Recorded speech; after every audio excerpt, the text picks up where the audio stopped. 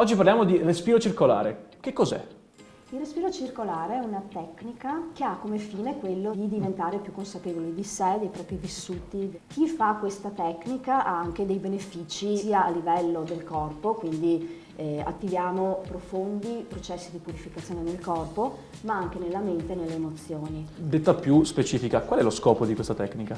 La crescita personale perché andiamo a conoscerci di più, andiamo a comprendere perché abbiamo alcune modalità di andare nella vita e a conoscere di più la nostra mente reattiva, la nostra mente che è rimasta inconscia, che però è quella, è sempre preponderante rispetto a una mente funzionale, è quella che va a creare la nostra realtà. Si chiama respiro circolare perché noi andiamo a togliere le pause tra ispirazione ed espirazione e viceversa, per cui il respiro risulta circolare e questo attiva tutta una serie di processi, sia nel corpo, ma anche agisce molto nelle emozioni e soprattutto nei vissuti.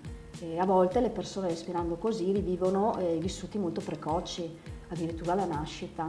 Non è consigliabile farlo da soli, intanto perché la tecnica va seguita da un conduttore esperto, quindi la persona va aiutata sia inizialmente nel corpo, perché anche il corpo ha delle reazioni, ma anche va aiutata a superare i processi di purificazione nelle emozioni e nella mente. Certo.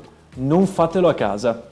Va fatto il corso di 10 sedute, dopodiché a volte le persone possono anche imparare una tecnica e respirare soli, anche se respirare soli non è la stessa cosa che respirare in gruppo e respirare con un conduttore. E tutti quanti riscontrano dei benefici o no? Allora, lo spostamento c'è nelle persone.